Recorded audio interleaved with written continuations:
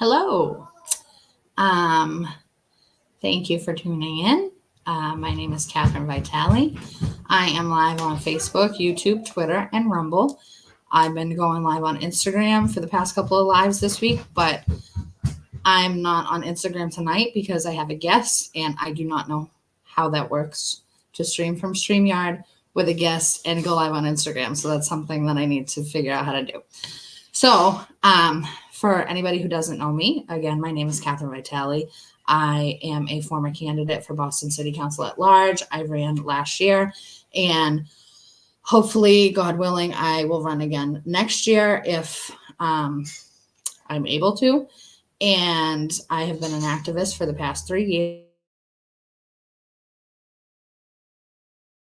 years. I am a homeschooling mom to 2 children. What was I just going to say? I do random spontaneous lives. I'm trying to be more consistent with posting, so I've been live most days this week, and hopefully I will continue with that consistency so that I can continue to spread the messaging that I believe is important for people to hear. And I'm from Boston, and I do most of my activism in Boston, but also all around the state of Massachusetts. And I advocate and activate for many different issues. And tonight I'm going to be talking with a guest. Her name is Renee. We will be having a discussion about pro-life versus pro-choice when it comes to abortion. And I am pro-life and she is pro-choice.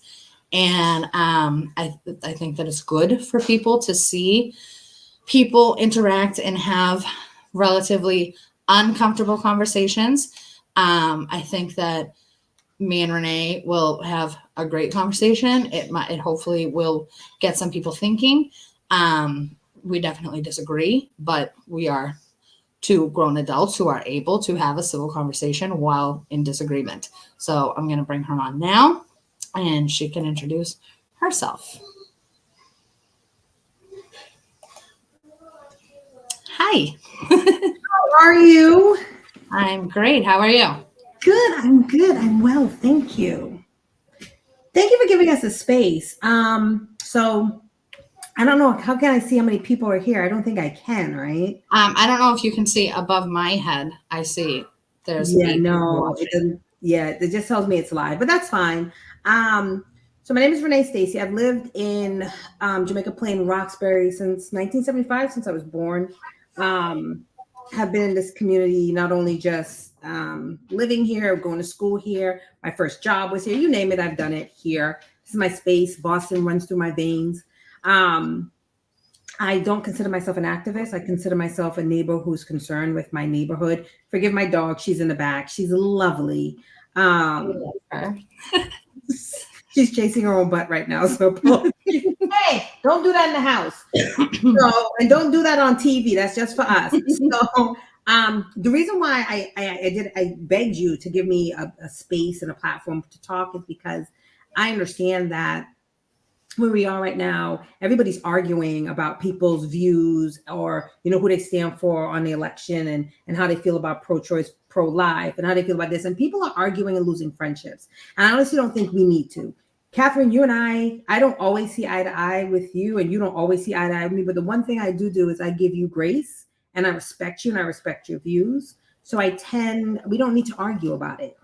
I've learned from you. I would hope that I've shared some tidbits and you've learned from me or give you a little pause on why I feel the way I feel about many things. So I think it's good. I think we not politicians, we have to kind of step back and start to shift how we interact to have these tough discussions.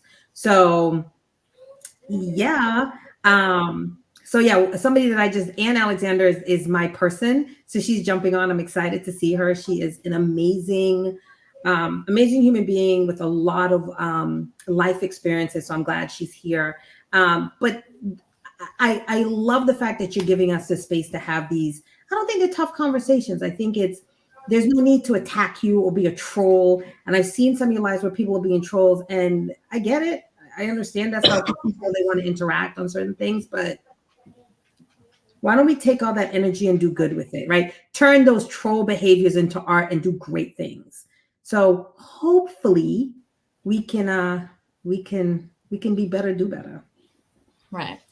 And so also thank you for that amazing intro. You're so like, you have such a good like camera presence. I'm so bad at this. But you also do shows for the Boston Neighborhood Network, right? Like, so yeah, I have a TV show. Yeah, I'm a co-host on The Emancipator on BNN, and it's every Wednesday from 5 to 6. I just became a producer on BNN, and right now I'm trying to produce my own show, but because I'm also in school getting my master's, and I got my own, I have a small business, and I'm doing a lot of, I don't like to call it activism, but I'm doing a lot of, let's call it that for now. I'm doing a lot of activism in the city, things about White Stadium, the Shattuck. Now we're talking about the Forest Hill Cemetery, looking at green space, the environmental justice issues happening in our community. So I'm a little busy, but I'm going to try to get my my production going for my own show. Yeah.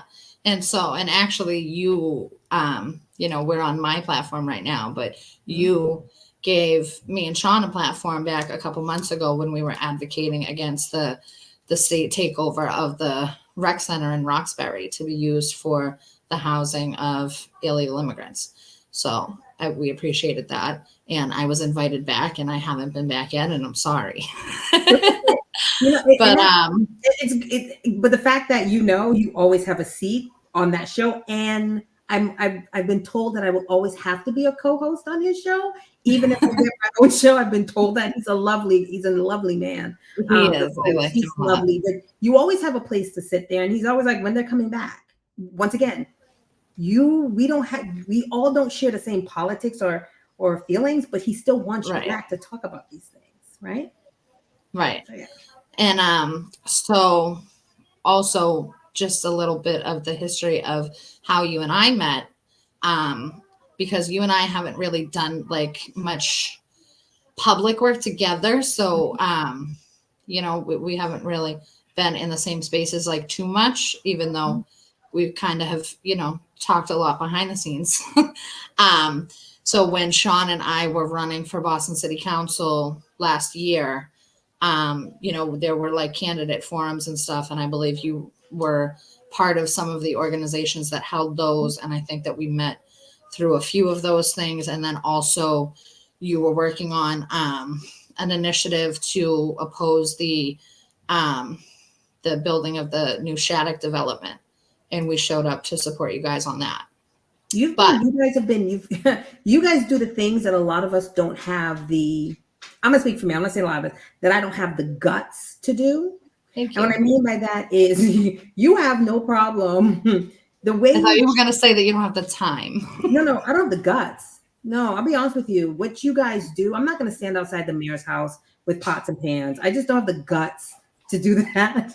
I don't have the guts to be, you know, throwing needles on the governors. I don't have the guts. I wish. Okay, we didn't do that. Okay, you didn't, but there's others who have. Not that I think there's anything wrong with that, but that was no. I don't have the guts to do it.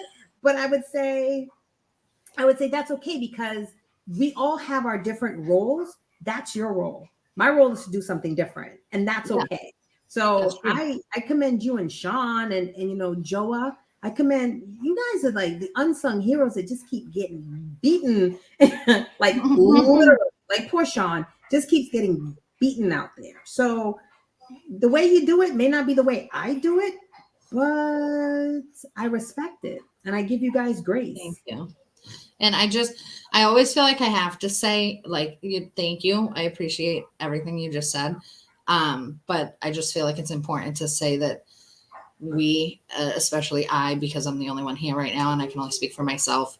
But, you know, we don't do anything that we do for praise or to be called heroes or for people to tell us that we have guts or, you know, any of that. Like, the reason why I do the things that I do are because I feel like that's why God put me here. And like, I've been through a lot of like crazy situations in my life. And I feel like I was put through those situations so that I could have the experience to help advocate to and for other people going through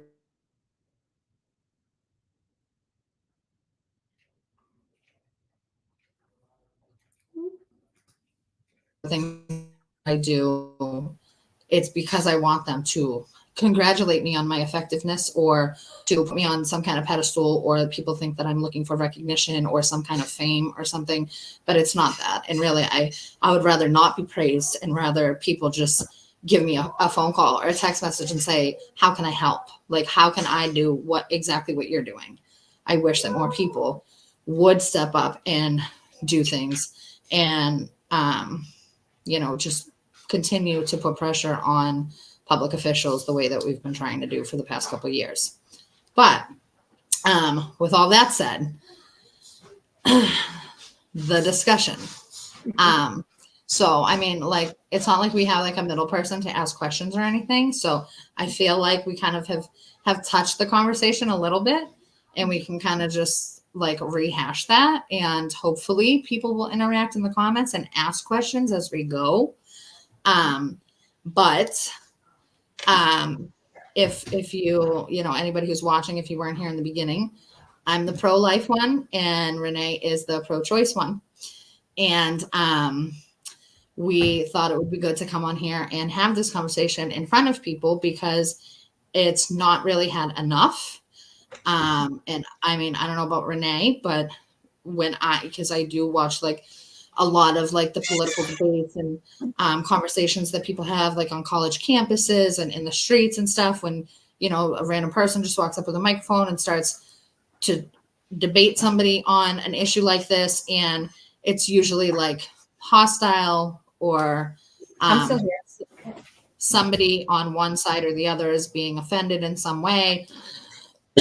And, sometimes we get a good conversation out of it. And sometimes both sides can walk away learning a little bit, but a lot of the time it kind of turns into a heated argument with like no resolutions. So, I mean, not really that I think that there will be a resolution anytime soon, but we can at least normalize having the conversation and not hating each other for our difference of opinion. Mm-hmm. Right. I agree. So, I don't know. I think maybe I'll like start the conversation and preface it with, I was pro-choice up until literally a couple months ago. And I have thought a lot about it, especially since I ran for office last year. And even though the Boston City Council has nothing to do with any of that legislation or, Roe v. Wade or anything, anytime you're running for any office, that's one of the main things that people want to ask you, because a lot of the time people don't understand how local government works, and they don't understand that the office that you're running for has nothing to do with that. So people ask, and you have to have an answer. So when I was running, a lot of the time I said I was pro-choice. Sometimes I said, personally I'm pro-life, politically I'm pro-choice. And then, I've been struggling with it for probably about a year and a half, up until I decided to completely switch to being pro-life a couple months ago, because now that I have learned the things that I've learned since I've been like civically engaged for the past 4 years, I feel very strongly about it, much more strongly than I did a year ago. And I think there was also a part of me that felt like it was kind of like dishonest or fake if I all of a sudden had a pro-life stance when I did have an abortion when I was younger.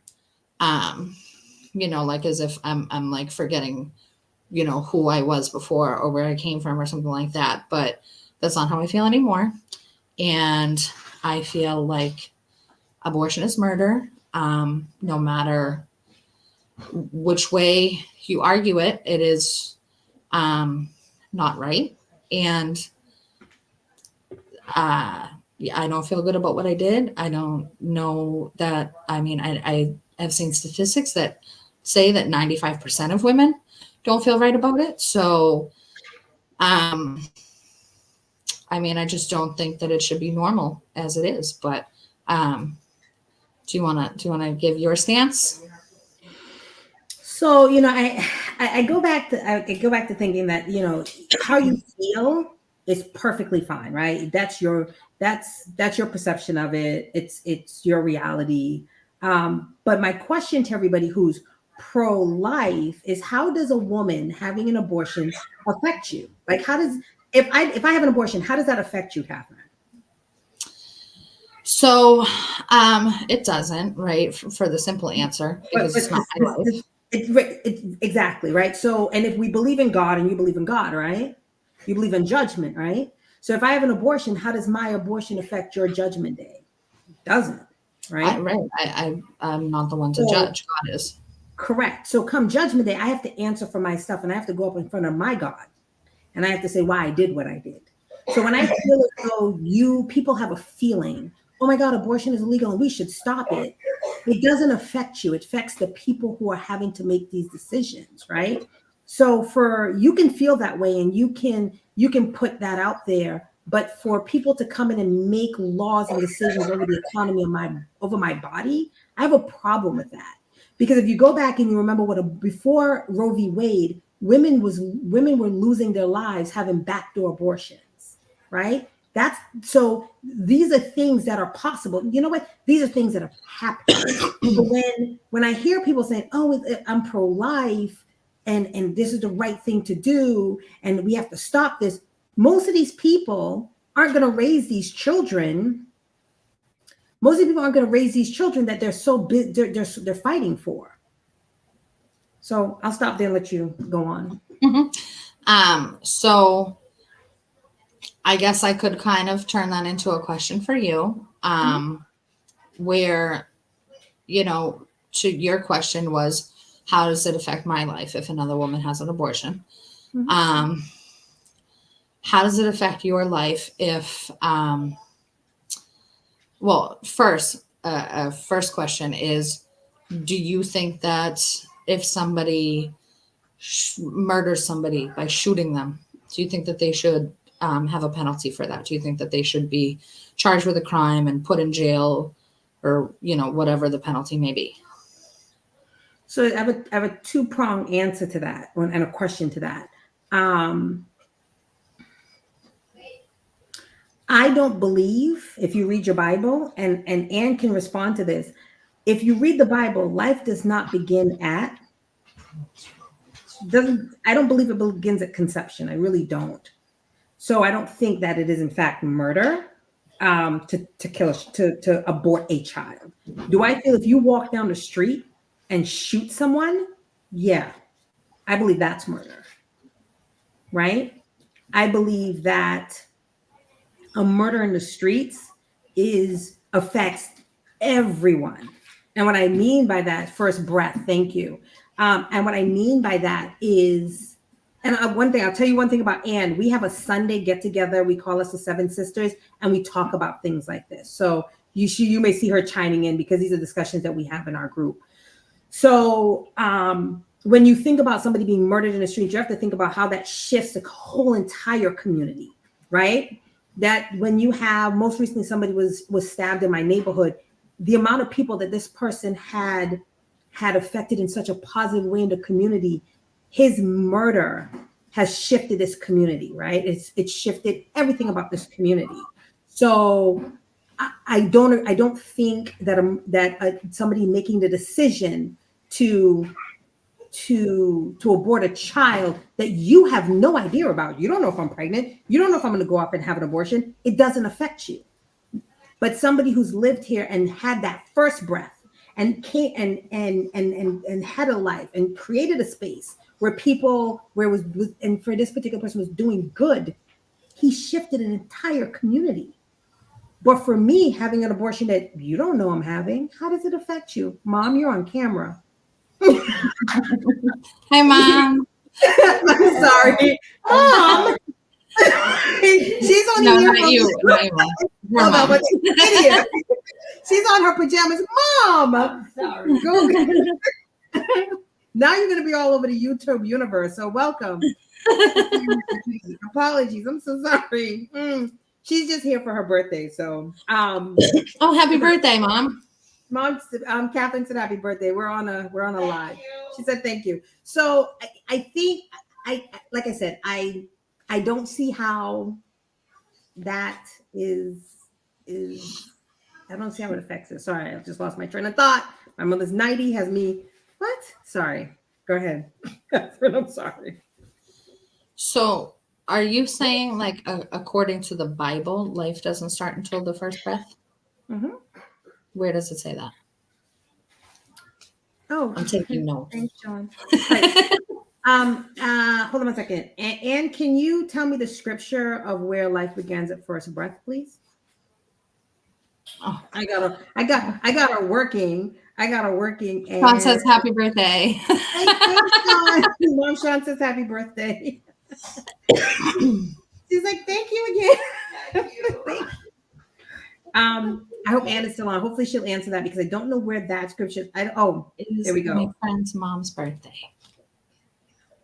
My daughter also says happy birthday. Okay, so she put that earlier. Let's see if she'll come back in.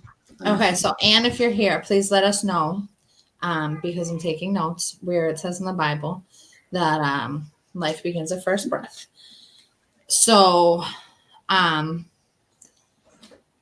as far as I've learned, as far as I know, because a lot of people say that a fetus is just a clump of cells, which supports the first breath idea, right?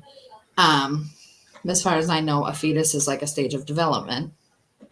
So just like an infant or a toddler or a teenager, that's what a fetus is. So it's not like any less of a person than any other stage of development that a person is going through. And so basically, I feel like to your point, so because we don't know the baby, nobody knows the baby, and nobody had any attachment to the baby, maybe, the father could have possibly had an attachment, or the mother might have been forced to have an abortion and she could have had an attachment, or she could have just had an abortion because she felt like she had no other way out. So they could have an attachment. Any member of the family could have an attachment. So, it could actually affect a lot of people depending on how many people knew about it, how far along the woman was, if it was, celebrated at first and then they changed their mind about what they were going to do. So, I mean, I guess it depends on the situation. As far as, does anybody know this baby or is anybody attached to this baby? And then also it's like, okay, if somebody gets shot in the streets, which happens a lot around where we live, and, communities are affected by that. People are affected by that. And, we see it way more than we should.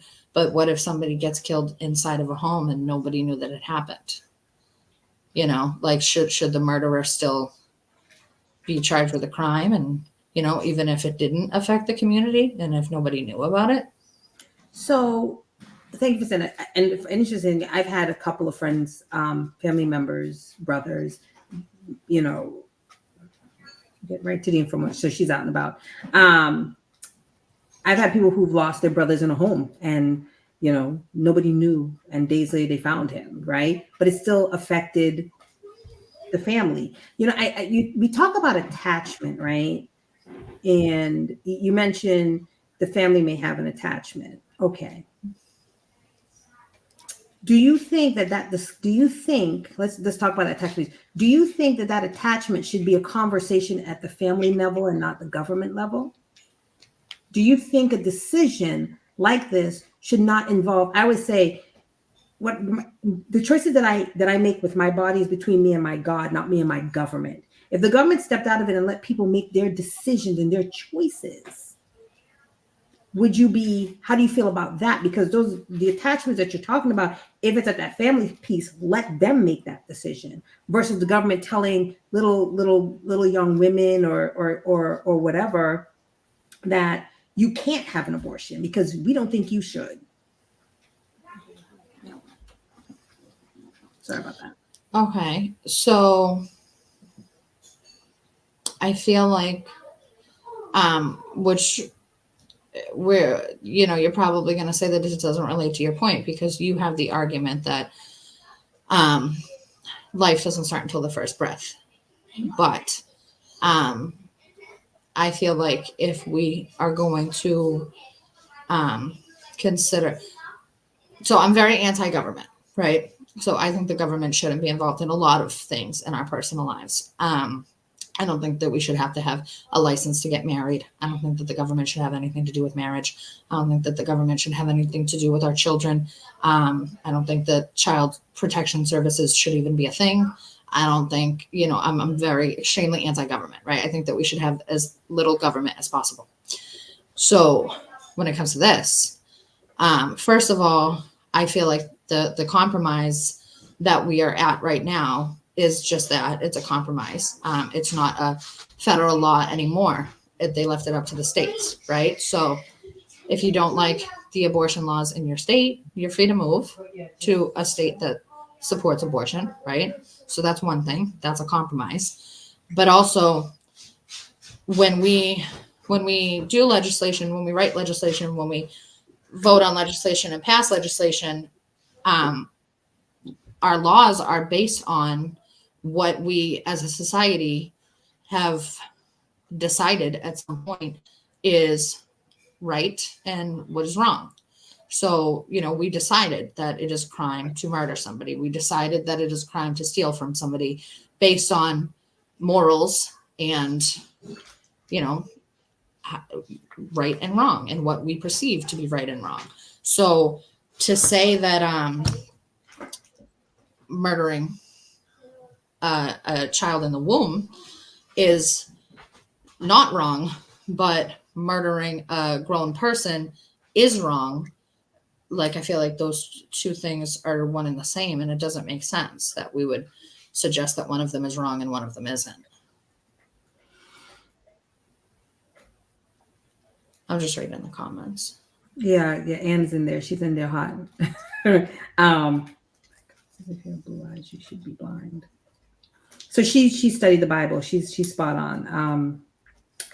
So you said something interesting. You said if somebody, you said you don't like government, but it's okay since they made the decision that it's at the state level. Correct? That's still government.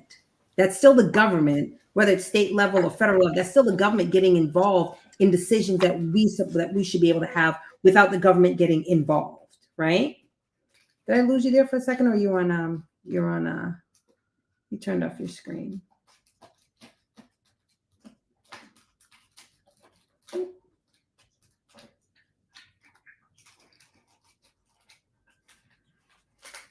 Catherine, are you still there? Because it looks like you're gone. Okay.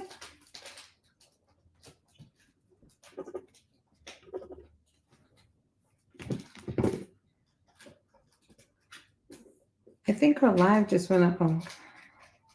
Okay, perfect. So yeah, her laptop just died. So I guess I'll take it from here. So Catherine said something about free to move. We know that who can afford to move anywhere in this country right now, specifically like a blue state like Massachusetts, which you have the freedom to have your abortions if you want. You can't afford to move to this state, right? It's extremely expensive. But I think when Catherine said when you said you're free to move, let me ask you a question. Most recently, you said something to me that, are you back? Yes. Perfect. You said something to me. My laptop died for a second. Thank you. You said to me something interesting. You said to me something interesting because we were talking last night. You said that how rich people or middle class people think that, and I don't know why this connects for me, this resonates, that poor people shouldn't be able to enjoy their lives. Do you remember you said that to me last night? Something to that effect? Mm-hmm. Yeah. So you're telling me that because you're poor, middle class, rich people don't think that you should have a life or enjoy the good things in life, right? You shouldn't be able to buy from Starbucks because feminism stole motherhood. I wish more women understood this. Okay. I don't know. I'm trying to figure out the right way to make this connection. I have it in my head, but I can't get it out my mouth. So I apologize. I'll come back to it. I'm having a slow moment because I'm looking at the notes. Feminism stole motherhood. I wish no one understood this. Feminism stole motherhood. Let me look something up.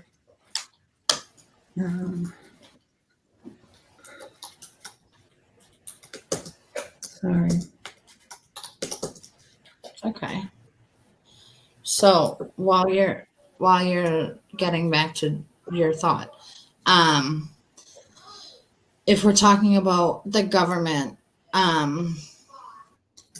being involved in what we do with our bodies, in Massachusetts, have you seen the campaign Marna Haley and the Department of Public Health have launched, where we have billboards and signs on buses and signs on buildings and commercials on the internet and on the radio that say avoid anti-abortion clinics.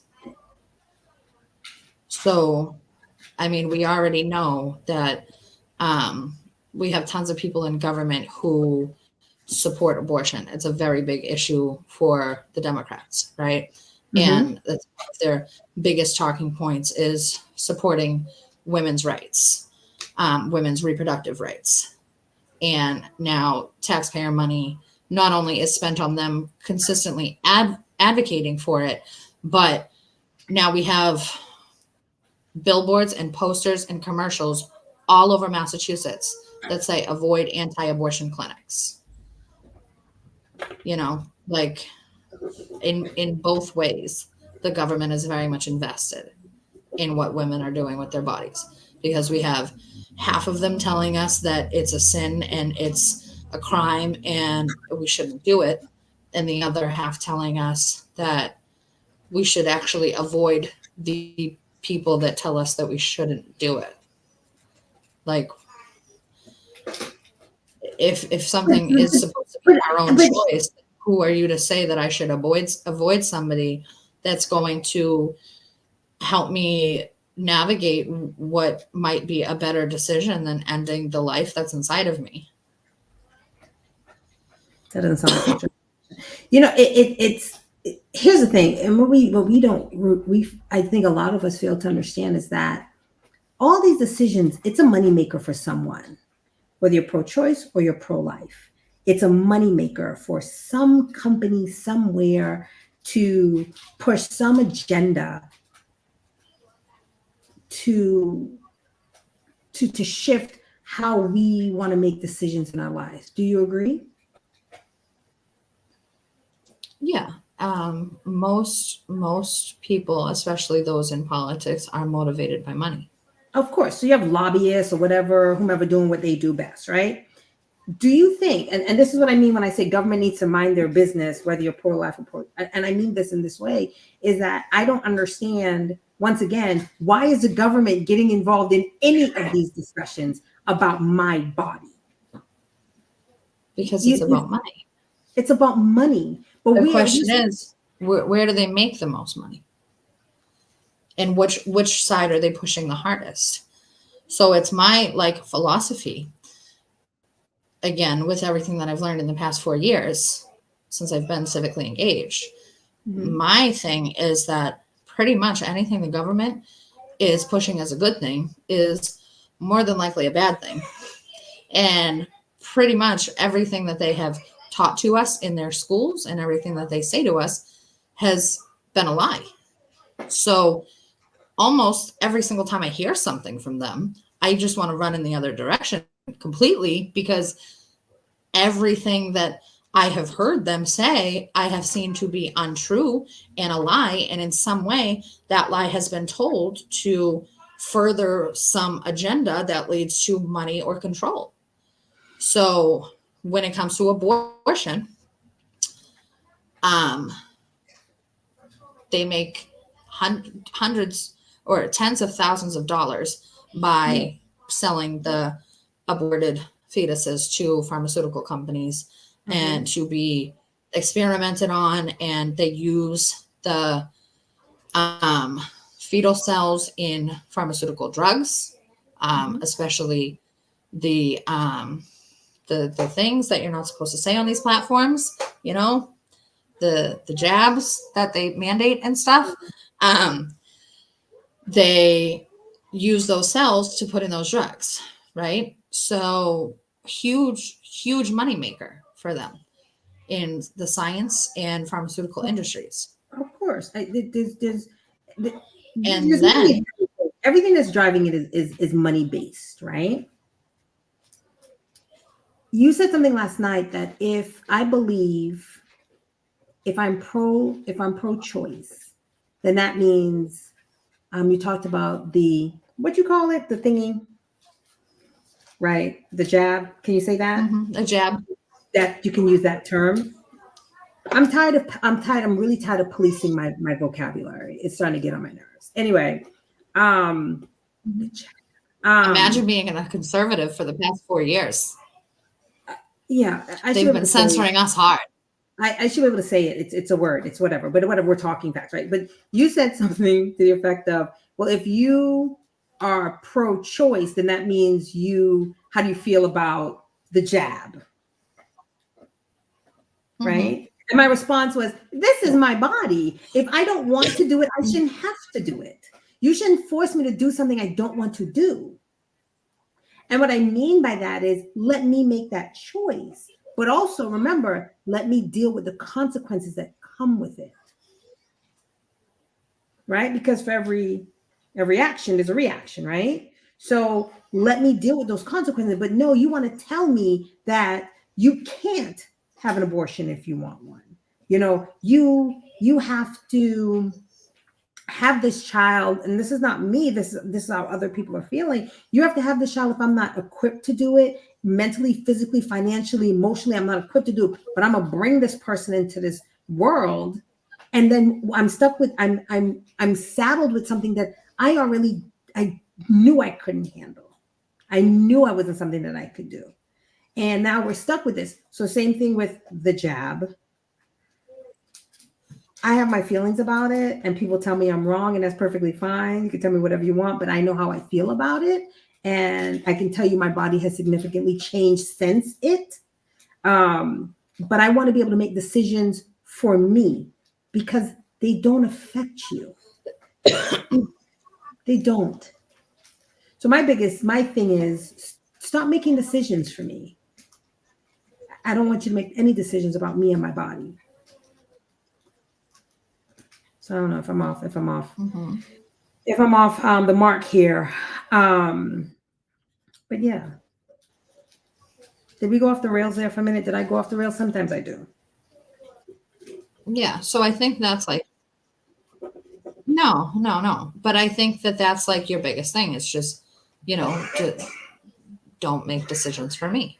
And my thing with that is it's not about you. It's a whole other person. So, but it's my body who creates that whole other person. But it's my body. This is my body. And even if I am the host, my body created my children who are and you love 8 them, and yeah? 10. So can I kill them? But I would hope not. Yeah. But right. It's my. But it's like I would hope that any other mother would not kill the child that's still in her body. But yours are breathing and running around right now. I think it goes back to, when does life begin, right? And I think that's when it takes its first breath outside the womb. That's what I think, right? So we shouldn't worry about our sisters are being tricked into an abortion. So okay. So what if what if like all of the doctors and all of the scientists and all of the people who do medical studies and stuff like that, which there have been a lot of them, plenty of them, to say that life begins at conception. Like if they all said that was absolute, life begins at conception, would it make you feel differently? Are these the same doctors and scientists who said that at first, don't wear a mask, then wear a mask, then take the vaccine, but you still got it, you still got sick? Are those the same doctors we're talking about here? Yeah. Those same people that constantly get things wrong? Mm-hmm. Okay. Right. I have no faith in them either. I'm just saying, like, you know what I'm saying? Like, no, how? because if we're talking about the Bible, you know what? Let me look for the scripture and bounce, but let me look for the scripture because I go back to this. I'd go back. One thing about me, and I may not know scripture well. Yeah, me either. I know judgment, and come judgment, I have to answer for me. I'm not going to answer for Catherine or Sean or Shan or Ann, or I have to answer for me. And if I make a decision to abort my child, I have to answer for that. Yeah. That's it. And so then why do we have laws? Why do we have prisons? Why do we charge people with crimes? Do you think that we should have any of those things? Oh no, I think we definitely need some prisons. Have you seen what's going on out here? Absolutely, we need prisons. We actually need more, if you ask me. I really do think we do. You have people out here committing some really violent crimes against women, and 5 years later they're back on the street and they're doing it again, right? But I get there. That's another story. Oh, perfect point. Perfect point. So okay, when a man commits rape, right? Mm-hmm. I don't have the statistics in front of me, but I think it's more often than not, they may go to prison for a couple of years if convicted, right? If that, and then they're back out on the street. They don't get the death penalty, right? No. And obviously, if a woman's raped and becomes pregnant, she doesn't get the death penalty for being raped because that wouldn't make any sense. But if the rapist doesn't get the death penalty for raping, why should the child get the death penalty? Why does the child get the death penalty? Because it's her decision. It's her decision to murder the child. But it's still her decision. Call it murder, call it abortion, call it choice. But it's somebody's decision to murder somebody with a gun on the street. Like, let me ask you a question, and don't get mad at me for saying this. You have 2 children, right? Yeah. You have 2 kids, right? Yes. Do I come into your house and tell you how to raise them? No. Do I come into your house and say, "Oh, you should be feeding your kids more fruits and vegetables"? No. Do I come in and tell you how to live your life and raise your kids? No, but the government then tries do to. do not tell me you're making a decision by saying I'm pro-life and I'm going to fight for these laws. But you're coming in and telling me that I can't make the decision for me. I can't make the decision whether or not I want to bring a child into this world. It comes back to me and my circumstance. It truly does. Because my child being born in this world, it does not affect you. So I'm technically not saying that I have any plans, if I ever got in government, to make any laws to outlaw abortion. I haven't gotten there yet. I haven't made that statement yet. I haven't decided that yet because I think that the legal and justice system that we have is broken on purpose anyway. And there's tons of unconstitutional laws that don't make any sense. Tons of laws that violate people's rights. Tons of laws that have too harsh penalties for what the crime is, and vice versa. Tons of laws that don't have harsh enough penalties for what the crime is. So I don't have a stance yet on whether or not like abortion should be outlawed completely. I just like to, talk about it to get other people to think differently about it, to have the conversation more and say, this is why I think it's wrong, because, hopefully somebody will hear the conversation, or somebody that I'm having the conversation with, it might alter the way they think about it a little bit. And maybe if it happens to them, they might make a different choice, So I'm not really necessarily advocating for laws to be stricter about it, but I am definitely fiercely against the government being pro-abortion and pushing it in our face that this is a good idea, and for everybody to just blindly fall into the normalcy of, we're already in it. Abortion is normal. Abortion was normal when I was a teenager. And we look at it as a human right. Well, like the most divine human right is the right to the pursuit of life, liberty, and happiness. And every living human has that right, including a baby in a womb. And we are taking that right away from the baby. So can I get a little black right quick? During slavery days, the massa used to rape the slaves, the female slaves, right? The children that were born from those vile things, events, were born into slavery if they were lucky. If they were lucky, they were able to live in slavery. They were able to be sold over and over again.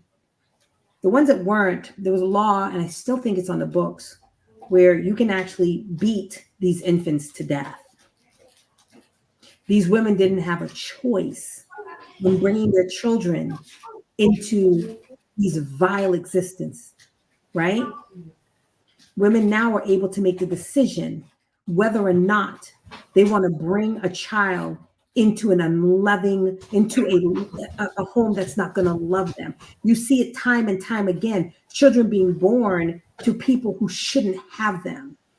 In a country, whereas I was a banker for 20 years, I did so many notaries for Americans to go overseas and adopt children when we have so many children here. Give people the opportunity to abort their children, let them make that decision, and let them answer for it in their way, whether they would answer for judgment, whatever. What I'm saying is and I know you're giving people pause, but when you take away my rights to my body, it's a problem. Because my ancestors, It's what? It's not your body. It's not your body. Whose body is it? But go ahead. I didn't mean to interrupt you. I don't know whose body is it because I'm paying for it. I'm handling stuff. You know what I'm saying? It's mine. It belongs to me, huh? It's the baby's. No, it's mine. Because before the baby got here, it was mine. It's gonna be mine after. It'll always be my body. It's not the baby. Right. And now that the baby's here, I am the baby's body. But hold on. I just want to grab something. Go ahead. The Bible is also. Hold on. I just want to grab something. Yeah. Did you know that? Can I read it from Anne? Did you know that the King James Version copyright is owned by the British Royal Crown? They receive royalties for every Bible sold. That part. What is it? No, Anne wrote something. Is there a way? I would love for Anne to come up. I'm not sure she will because her time is where she's a different time zone that we're in. But it's not the baby's. Guess what? There ain't no baby in it right now. So this is my baby. This is my body. Sorry. So you just said, can I get black for a minute and talk about slavery, right? So I have this. Please don't tell me slavery didn't exist. Huh? You're not going to tell me slavery didn't exist. No. What did I say? Okay, go ahead. But I mean, black people also weren't the only people who were slaves, but that's a different conversation. Oh, Italians, history wasn't a subject. But I have this really great sign that I got from Blexit, Turning Point USA, that has statistics for abortion with black women in America, right? So, half screen. Yeah, I know. So we have this pie chart, right? Hold on. This is not easy here. So this pie chart, the red space is the Planned Parenthood locations in the U.S. that are in minority communities. And the white space are the locations that are in non-minority neighborhoods, right? And then we have, it says, the leading cause for Black death in America is abortion. And then it has the numbers over here. The bigger bar is abortion. Yeah. And the other one is all other causes of death. And this is, that's just numbers. Black mortality in the U.S. So it is the biggest killer of Black Americans. And then we have the founder of Planned Parenthood, Who Margaret was a Sanger. racist. Mm-hmm. Yeah. And there's actually videos on the internet of her. It says she was a KKK supporter. And there's videos on the internet of her saying why she founded Planned Parenthood. And it was to like eliminate the Black race, you know?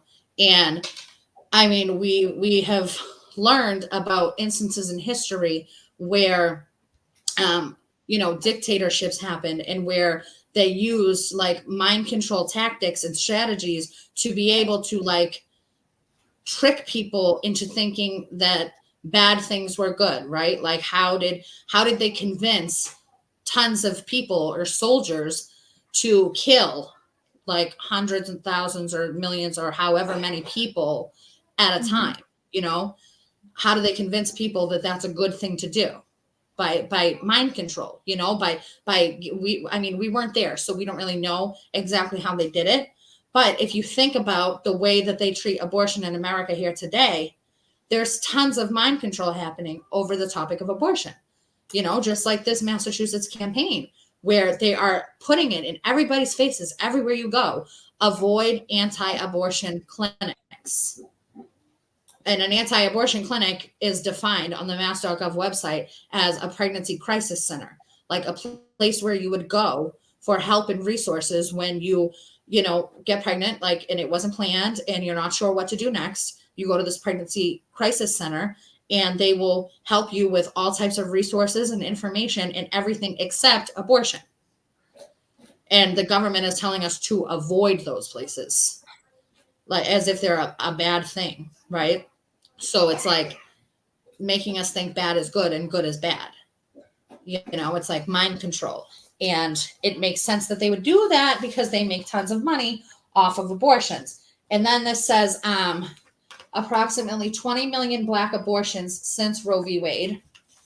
And the ratio for abortion to live births in Black women in America is 474 per 1,000. So that's a lot.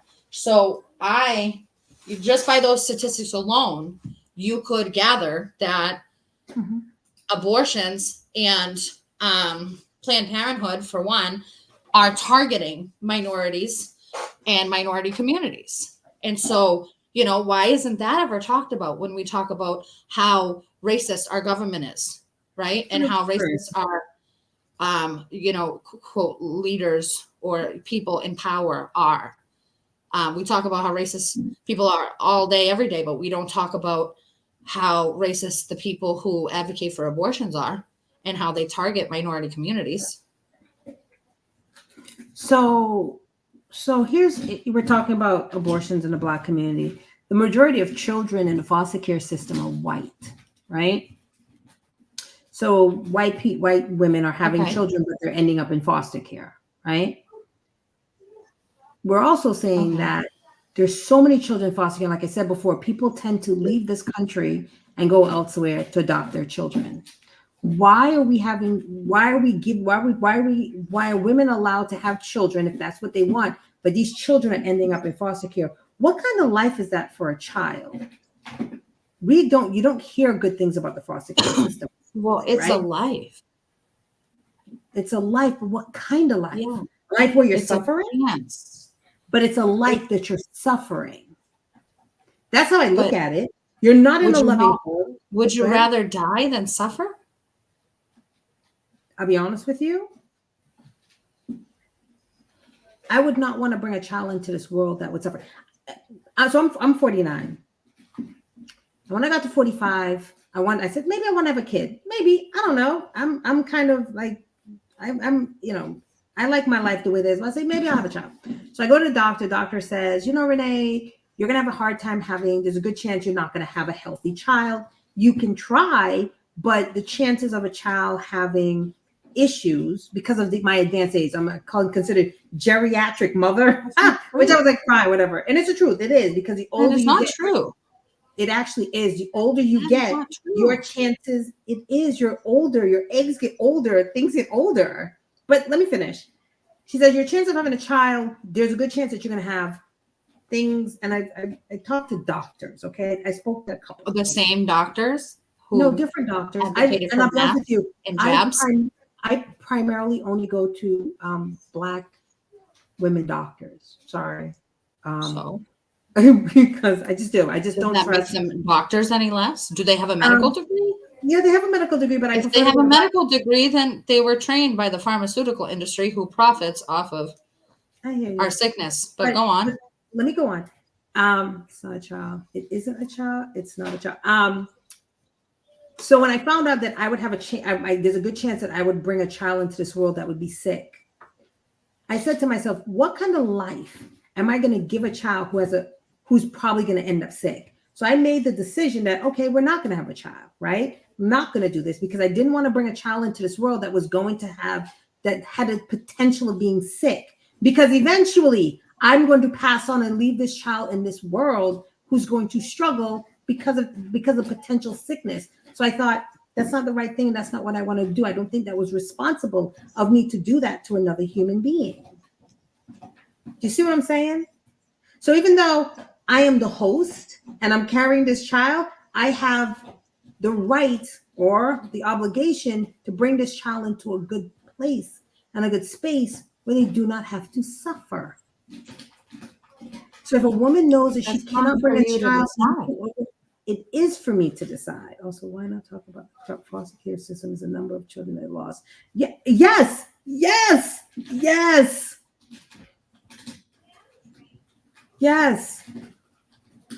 The foster care system is broken, but if you get the foster care,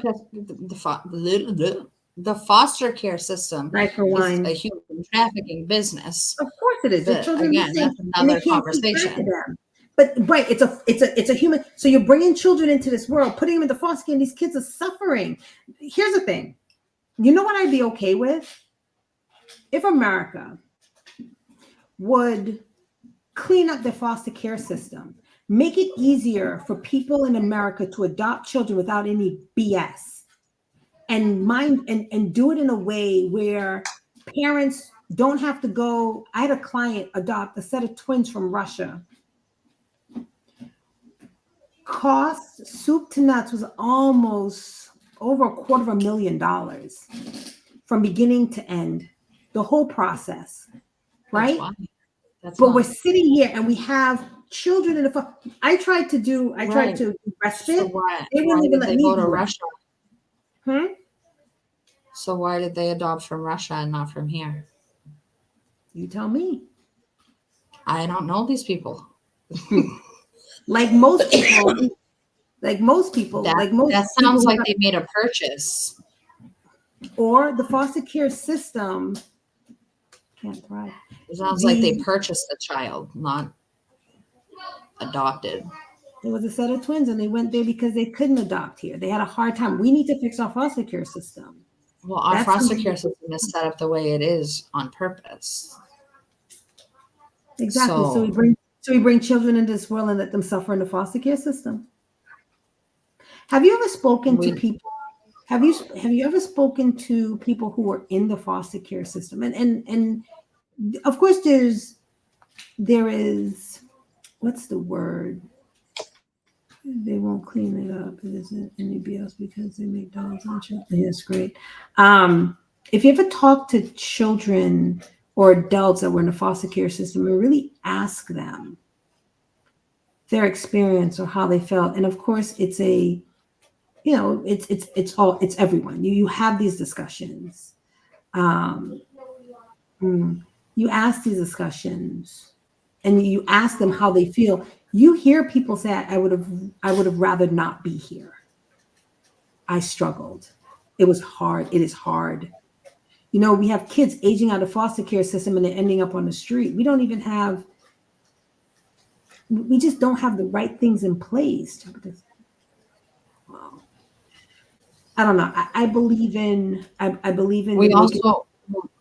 We also don't have God in this country, which I think is a huge part of the conversation, because the devil is in charge here. And so when when we're not teaching children about God, and God is not in schools, which I also don't really have a solid decision on whether or not God should be in schools, because I don't think that there should be schools. I homeschool my children, and I think that everybody should. But when we're not teaching children about God, and we are going in like the complete opposite direction with the way that like our culture is, and our media and influencers, and the people who we see on TV and all over YouTube and stuff like that are going in the complete opposite direction. Sorry. It's like, we are promoting depression. We're promoting mental disability and mental diseases. We are promoting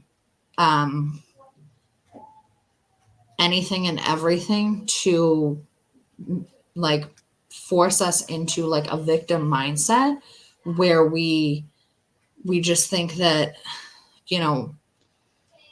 our mental health is the most important thing, and all of us have some type of mental health problem, and so we're depressed and we need to see therapists and we need to be on medication, and life is just so hard for all of us that some of us wish that we weren't even here. We promote that culture, and maybe if we didn't, then somebody might have the outlook of, well, yeah, I had a really bad childhood growing up in foster care. It was awful. And I was put through some really crazy traumatic experiences, but I got through it, and I'm here now, and I'm bettering my life. And, I do believe that I will see a better day because, I have trust and faith in God, and, I got through it, and I'm still here. So I'm here for a reason. We don't promote that type of ideology. Our culture today. We don't. So that's a big part of the problem. So yeah, I've heard, countless stories of people who grew up in foster care and are adults now and had a horrible childhood. However, a lot of us didn't have great childhoods either that weren't in foster care. So again, is having a bad upbringing, having traumatic experiences in life, worse than living?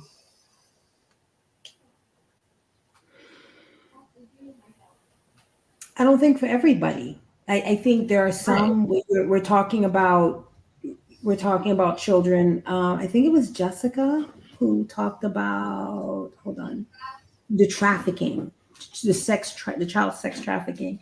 Like, you think about that, and you're like, think about that existence. So I have a friend who's a therapist, and she was saying that how one of her clients or patients, 8 or 9 year old girl, that her mother decided to, can I use the word, basically sell her. And this little girl was with 8 or 9 men a day in a hotel in Boston. She was 8 years old, and that is what her mother did to her. Think about that existence. Think about that existence. But if we based our beliefs and thoughts and opinions and ideas and our ideology on the worst of circumstances, then we'd be in a probably lot different place with every stance on every issue. That's facts. Like every single different case is unique. So I mean,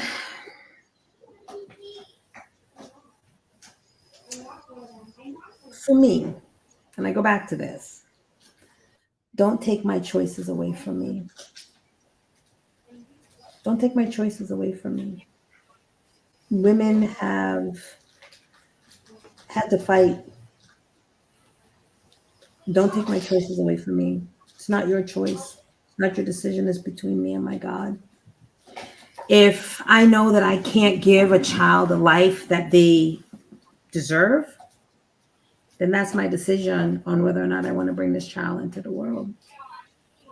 Me not having a child does not affect you.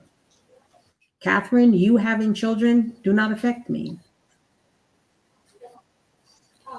Just like some guy murdering some other guy in the street 5 blocks away from my house doesn't really affect me. Okay. So that should be allowed.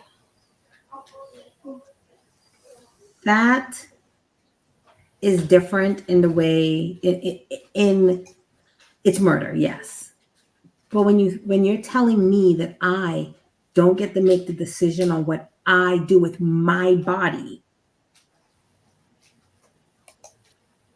that's like somebody coming to you still have a choice. What are you talking about? What does she mean?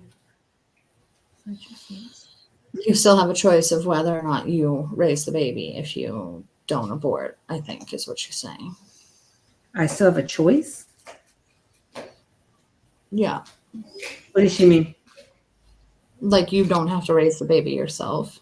No, I don't. But then you put the child into foster care, right? Right. Have you never met anybody who grew up in foster care or who was adopted that had a good life? Of course I have. Right. So why don't we talk about that instance? But why do I want to have a child and put it in foster care? It's still my choice. I've seen testimonials from people who are pro-life, who grew up in foster care or in an adopted family and advocate, immensely and so passionately and strongly because they are so grateful that they weren't aborted. Like everybody deserves a chance at life.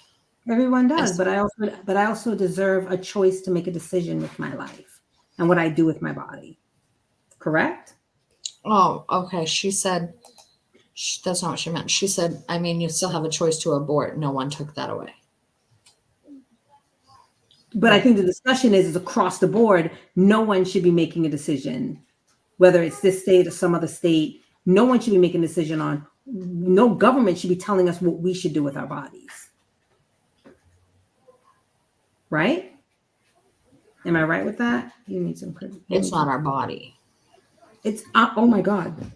To me, you know what that sounds like? To me, when you say that, that's where I have this visceral feeling because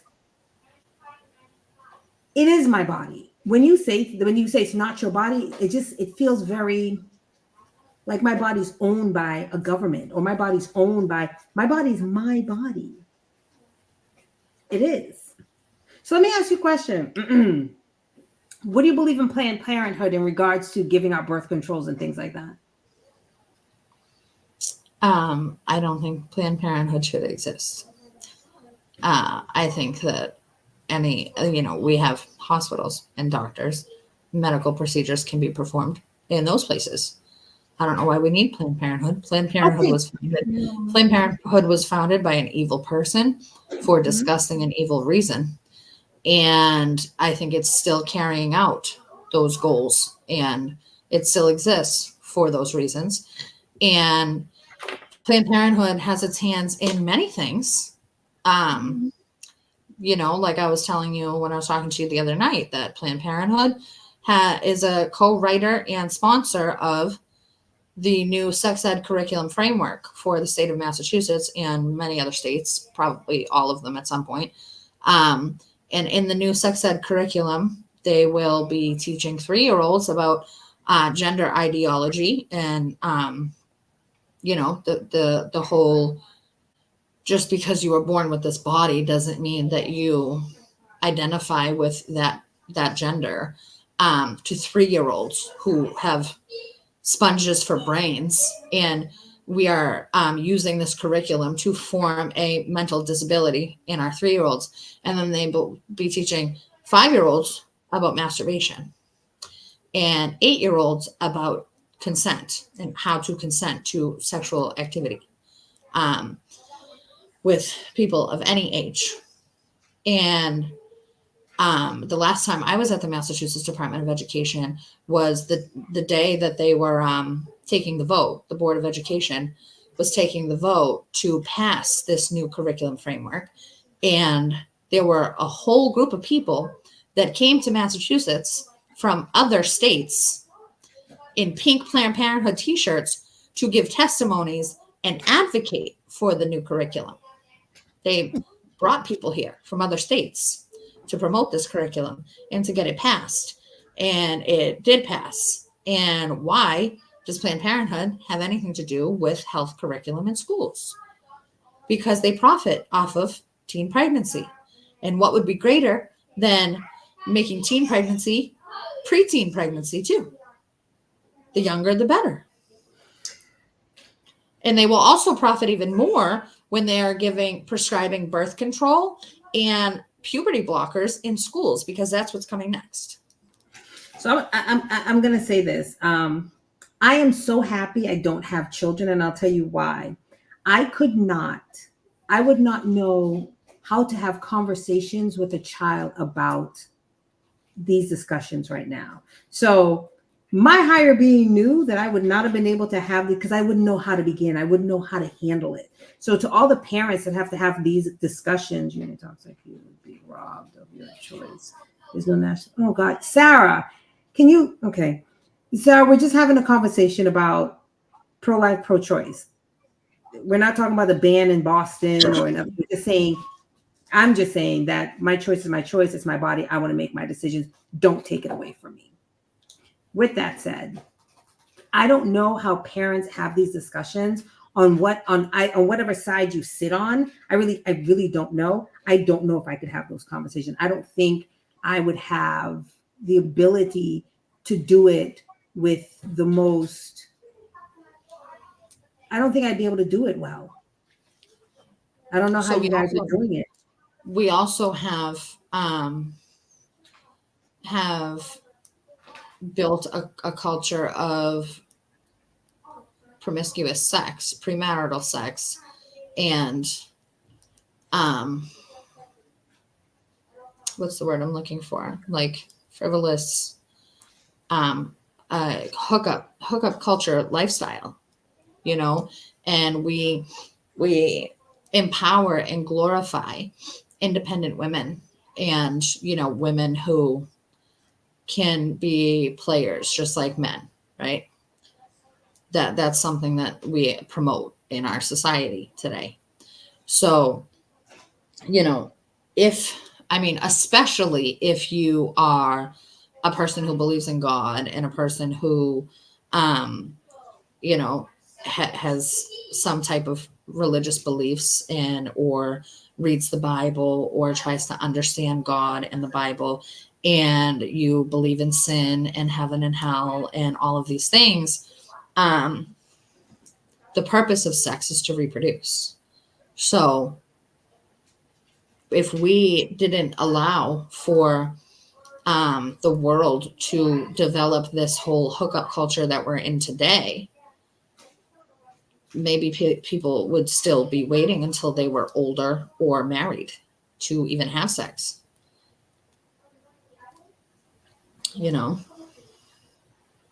What I don't understand, your God. Do we not all have the same God?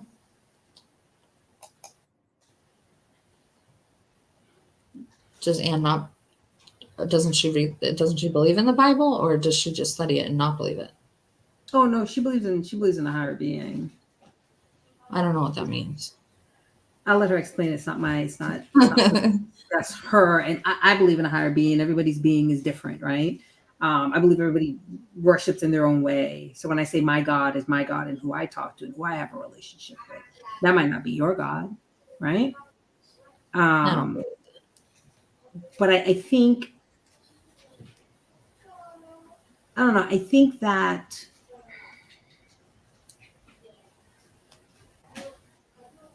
I don't know. This is an interesting place that we're living in. The discussions and the things that we're seeing, and the conversations that we're having. It's a very interesting place that we've never been before, right? In this lifetime, if you want to believe that, right? But I think that, like I said again, I don't You'll get Bible and Spanish. I don't know. I don't know. I'm babbling here.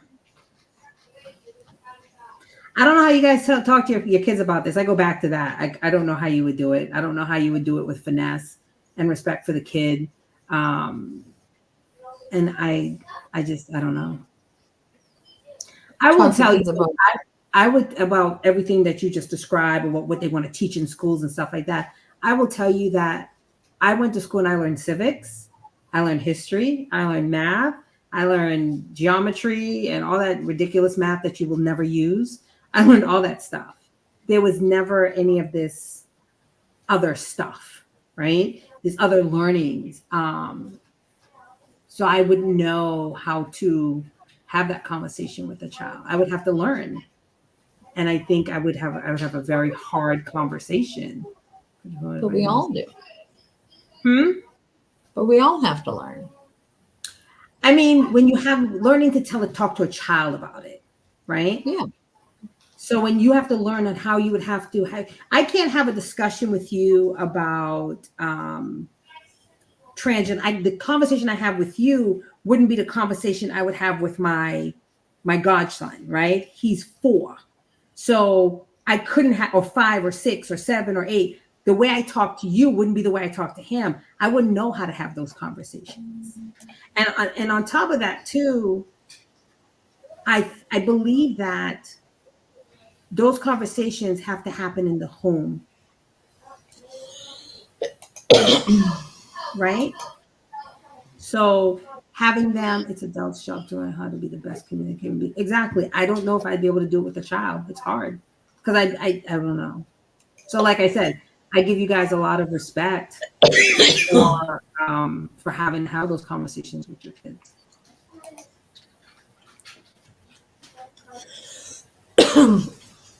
I mean, I think that we're all like students forever. Like we're all constantly learning new things every single day. We're students of the world and we're students of God.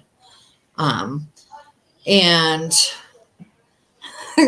Sarah said, don't worry, a 4-year-old doesn't want to talk about it anyway. Right. They don't, but they will be talking about it in schools with their teachers.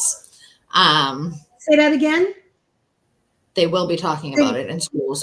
Exactly. But why are we allowing teachers to have these conversations when they should be happening at home first? Because the government is pushing teen pregnancy. Hence why I don't know. Because it makes a lot of money for Planned Parenthood. That's brilliant. And the pharmaceutical industry. I guess it's a lot of learning.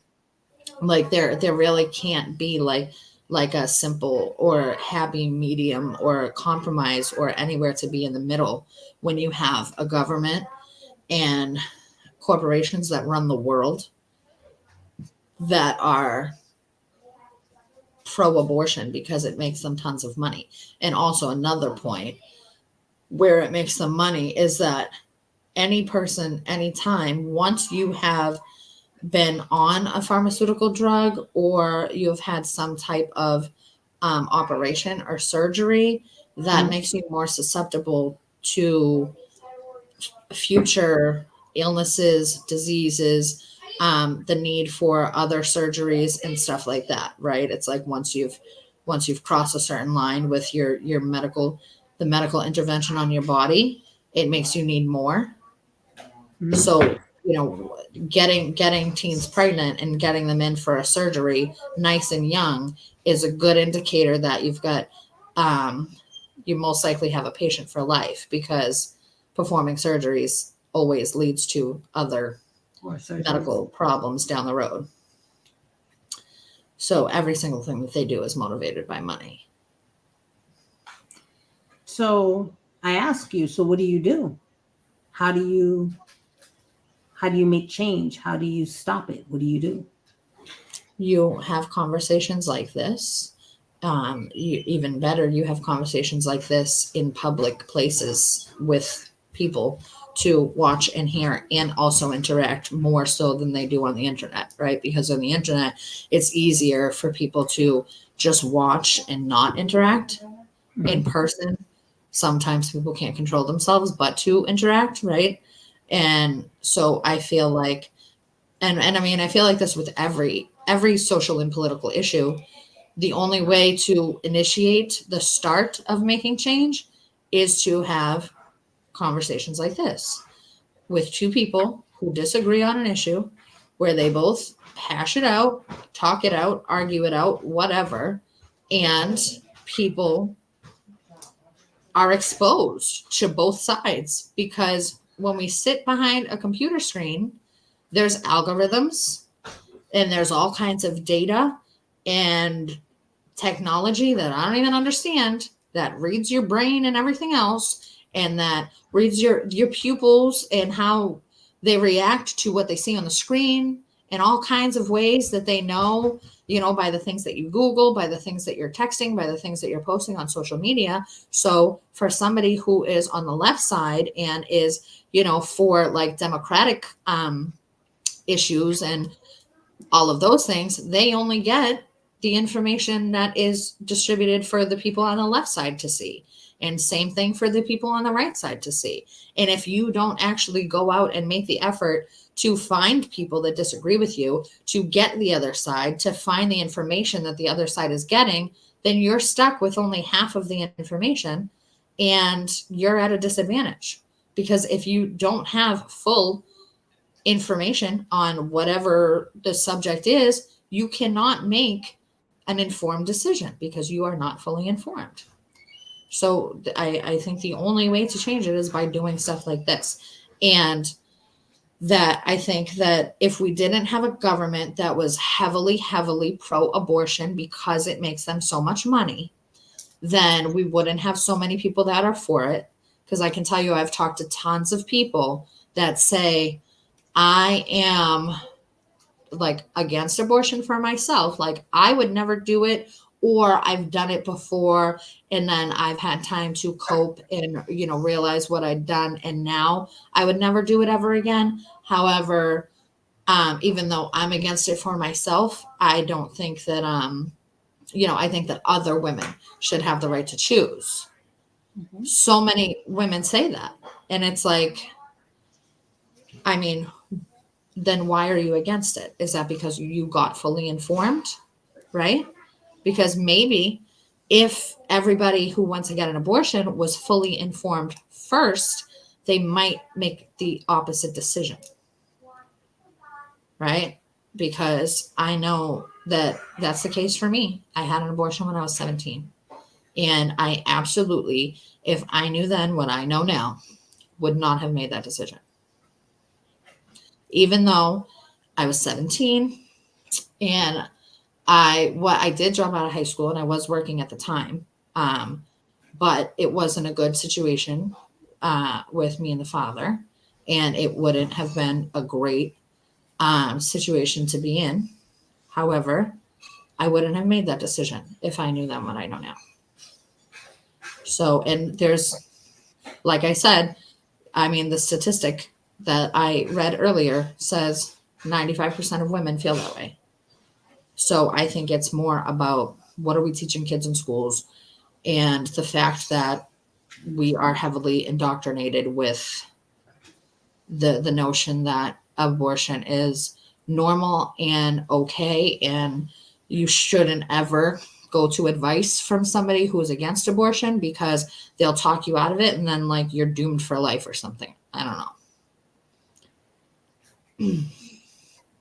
But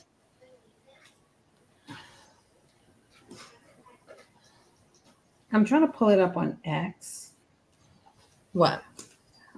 The live. Sorry. Okay, that makes okay, good. I don't know. I do like how we disagree respectfully. Yeah. Like, yeah. And we don't hate each other. Oh my God, I love you. No, I don't hate you at all. I mean, I seriously, I do, you sat at my house and we've talked and hashed it out, and you've yeah, and you haven't come to my house, but you can. Huh? I said, and you haven't come to my house, but you can. Listen, you're not coming to. I come with a 110-pound baby, so I'll bring my baby. Yeah, you can bring her because my kids would love her. She needs to meet more kids, more little people, because every time she sees them, she's like, "What's that?" They're very intriguing to her, but she loves them. She'll eat out of their hands, and yeah, she loves them. She always wants to kiss them in their face. So I would love to bring around the kids. But no, I love the fact that we have these discussions. Every time I see you in the news or Fox, you were on Fox. Every time I go in and I see on your social media, I see somebody terrorizing you, because they're terrorists. I hate to use that word, but that's what it boils down to. Like, instead of doing that, turn your behavior into art and do something better that really can change the world. I would say if all these trolls and all these people would take 1 ounce of their bad behavior and do something good with it, they could do great things. Mm-hmm. But getting in your face and in your mix, what is it doing?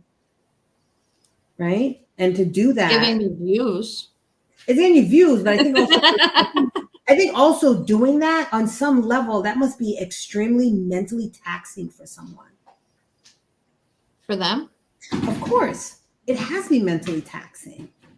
Of course it is. My thing with the recent trolling that I got over the weekend, because I had a viral post, it got 2 million views. What was the post? Did I miss it? It was on Twitter. It was a picture of me wearing a Trump hat. And the caption was, seems like a nice day to go trigger some liberals.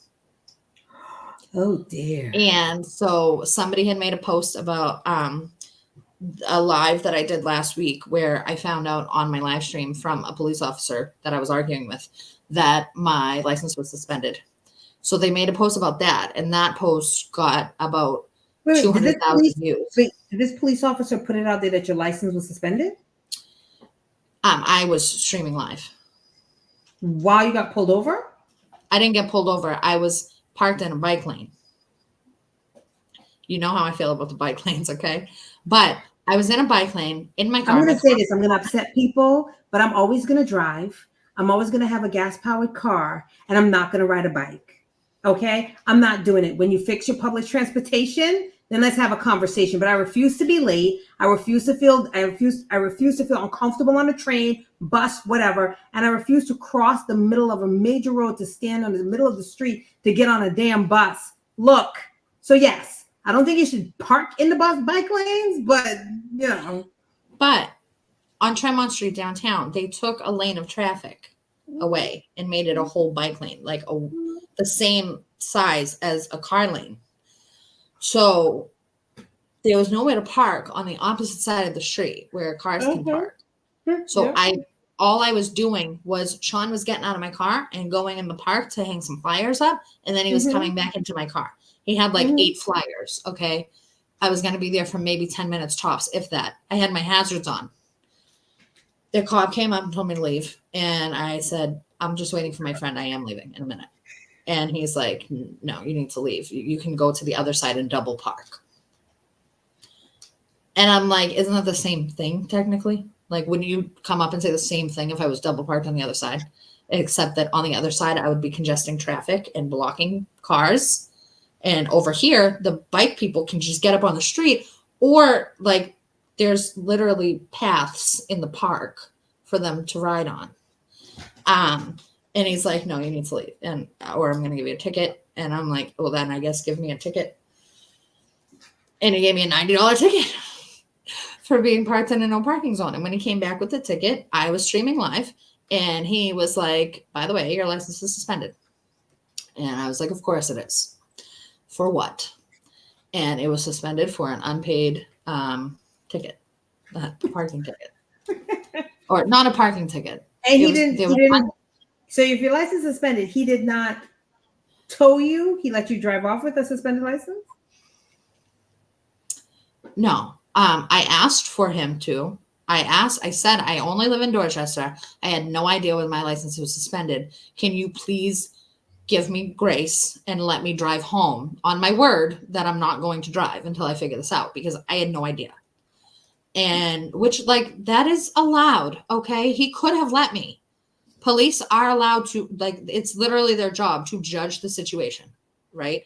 And gauge whether or not their decision is going to be justifiable, right? So he had the access to be able to look and see how long my license was suspended for. And, police have the right and the ability to use their judgment, right? That's literally their job. Use your judgment. And in my opinion, 99.9% of the time, they make the wrong fucking decision. But anyway, he was going to tell me and wasn't going to give me any time. And then I asked him to get a supervisor, and he did. The supervisor came and said that they looked up when my license was suspended. It was suspended July 1st. I had no idea. And I've been to the registry like 3 times since July 1st, and nobody let me know. Dealing with registration issues and paying off tickets and tolls. I do want you to know all of the hard work that you're doing is the reason why you get roasted in the city. They probably suspended your license. Well, no, that's Catherine. She was outside the mayor's house. We're suspending her. We're not going to send her anything in the mail. I don't know. I'm being facetious, of course, but I think so. What happened? Did he let you drive off? No, a friend saw my live stream that lives nearby where I was, and she came down and she drove my car away. And I'm a licensed driver now.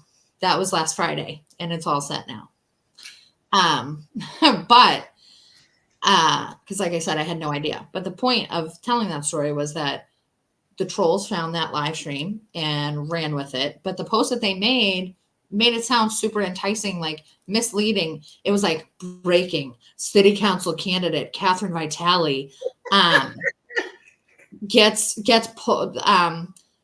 ticketed while illegally parked in a bike lane and loses driving privileges. So they made it sound like they suspended my license because I was parked in a bike lane. So the post blew up because it sounds like a good story. But then you look at the story and it's like, this is stupid and boring, right? But it blew up and it had like 200,000 views. And then one of the other trolls tag teamed it with posting the post of me with the Trump hat, right? So liberal Twitter just like had a day. They were loving it. They're like, this idiot. And the stuff that they said to me, and even there's like a good chunk of Republicans and conservatives in there telling me about how ugly and fat I am. Wait. Trump supporters in there? Yeah. Saying that I'm a loser and a government leech because I'm on welfare. But those are Trump supporters. Or you get it from both ends. Yeah. And I have been getting it from both ends since 2021. I'm not laughing. It's not funny. But like I said, you do shit that, excuse my language, you do stuff that I can't do. Because I tell the truth. That's my thing. I will tell the truth. It's very important to me. But when you're standing outside of Woo's house with pots and pans and spoons and stuff, and you're going above and beyond, I'll give you that, right? But I think you're struggling because of it. That's not above and beyond. Listen, right? Is. Listen, being outside of that woman's house, making noise at 7 a.m. is not going above and beyond, because first of all, a lawnmower is allowed to make noise at 7 a.m. and a lawnmower doesn't have more rights than I do.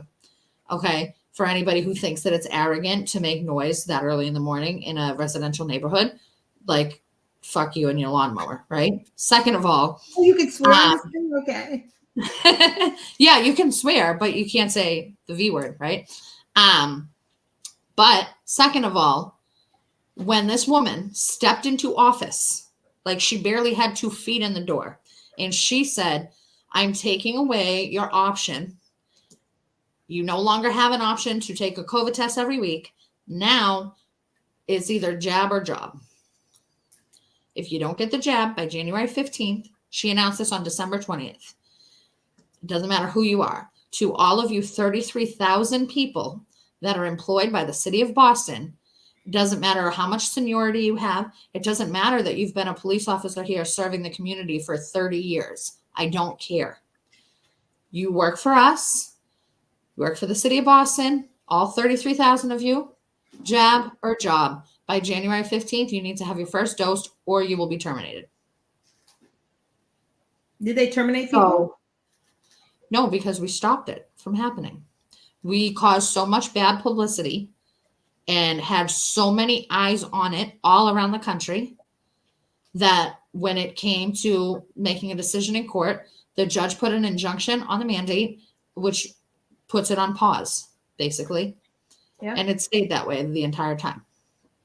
So, but the sad thing is, though, that when the date was approaching, so many people were so scared of losing their jobs that they caved and they went and got it, even though they didn't want to. And I've heard from so many Boston police officers, Boston firefighters, Boston EMTs, and Boston school teachers that they got it because they didn't want to lose their job. They have to feed their family. And now they have heart problems, or now they have some other kind of health problem. People are developing cancer. People are developing all kinds of diseases, and people are dying.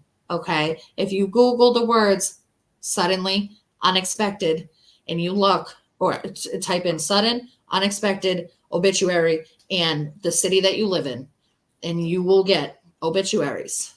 Young people, healthy people, athletes, police officers, firefighters, people who work in jobs where they probably have good health and are in good shape. And I mean, I have a list going on my phone. I haven't updated in a while, but I have a list of police officers and state troopers of Boston and Massachusetts that have died in like the past 2 years, suddenly and unexpectedly. And I mean, when you look at every single industry, every single workforce, especially the first responders and the hospitals, the places where vaccine mandates were pushed the most, I said it, the places where the mandates were pushed the most, they're all understaffed. All of them, everywhere. If you pay attention to the police scanner for the city of Boston, if you listen to it, because I thought, did you say you listened to it? I don't know. But you might often hear that we don't have any ambulance for the overnight shift. We don't have any ambulances. We don't have enough coverage. I do talk to local police, and when we have events, right? Look up the hashtag. We're pulling from all kinds of different departments from all over just to cover events in our neighborhoods because we don't have enough police officers. The hashtag died suddenly. But all of these jobs, industries, whatever, are severely understaffed. Hospitals are closing because they're understaffed. Police don't have enough coverage because they're understaffed, which means they're overworking the police that they do have, and people are burning out. Same with EMTs, same with firefighters. All of these places where they definitely made them all, almost all of them, get the jab. And why are they understaffed? They're understaffed because people moved away to avoid having to get it, and because people went to different professions to avoid having to get it, and because the ones that didn't and stayed and got it are dying or getting life-threatening illnesses and can't work anymore. But how many times have you had the big C? Never. You've never had? No. Can you say the word? I mean, I probably had it like Before. New Year's Eve of 2020, like 2019 going into 2020. The funny part is because I always say, when you want to talk about how many people died because of that thing, tell me how many people died that didn't go to the hospital, because it's a hospital that killed them, not the virus. Right. Okay. Right. And so I am severely against hospitals too. Okay. For every reason. And I almost never go to those places. Right. You don't go to the doctor?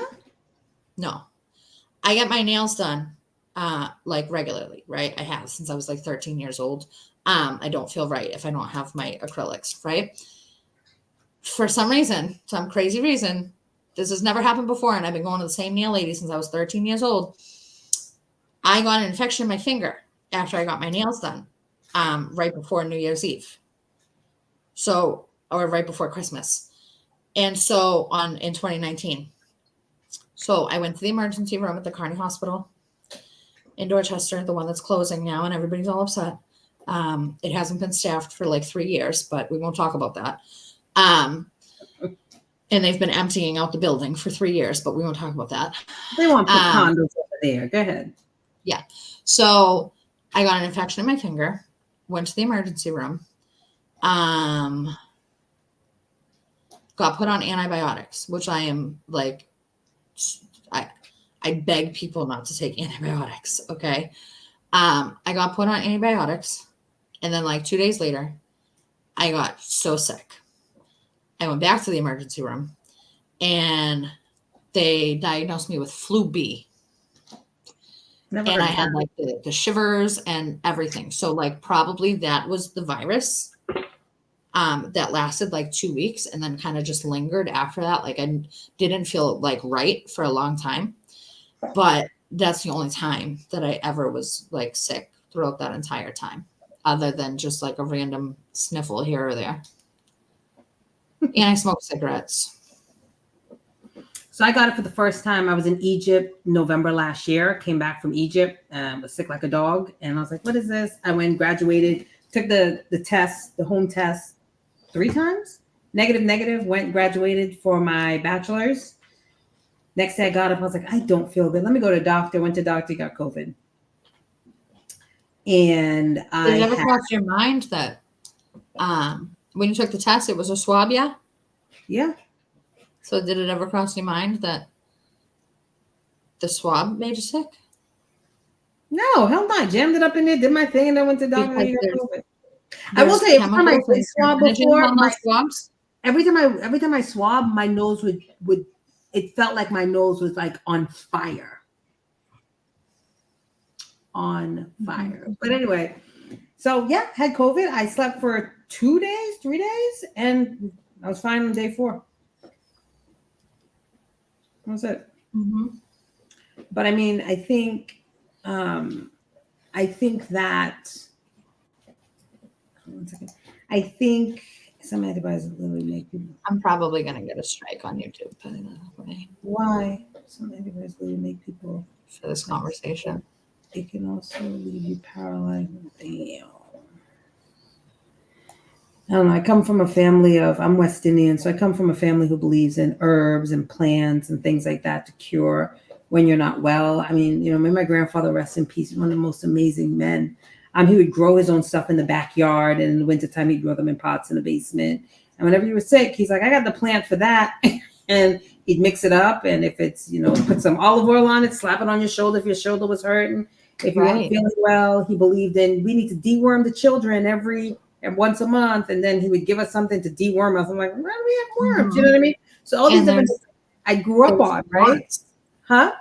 There's lots of Jamaican, West Indian families who do things like that. Yeah. And that explains why they so heavily target minorities with the jab. Yeah, he lived to 98.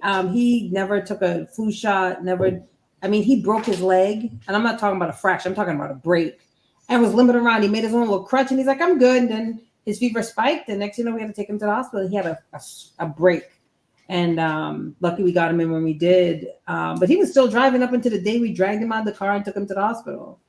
So he didn't believe in he didn't believe in hospitals. Yeah. I love this. And his brother was a surgeon, and he was he just didn't believe in he didn't believe in it. So I apologize. She likes to make a scene. She's having her first rawhide bone, which I was completely against. So move. So yeah, I know, sweetie. Okay, go get your cookie. So yeah. Yeah, I don't believe in any of that stuff anymore either. I don't take any pharmaceutical drugs, including Tylenol and ibuprofen. I used to take ibuprofen for chronic migraines, and then I stopped drinking soda and stopped taking ibuprofen, and I stopped getting migraines. I don't know. I'm actually seeing a doctor. I'm seeing a holistic doctor next week. Oh, good. Because I have some health issues. And the only reason why, instead of going to a regular doctor, friend of mine, my old boss, has had respiratory issues for the past 8 years, had surgery, had this, had that. And this doctor said to her, why don't I just give you a allergy test? She gets the allergy test. She's allergic to nickel. She can't eat salmon and stuff. She finds out she's not, since she cut all that stuff out, she's not had one respiratory issue, one rash, nothing. She's fine. So she just had to change what she was eating and putting in her body. So. Which is 99% of the time, I feel like the case when there's something wrong with us.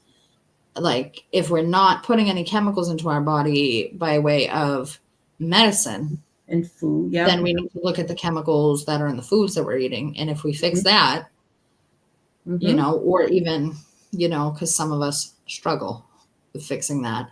So even if we just incorporate more of the healthier stuff that doesn't have chemicals in it, then the problem usually goes away.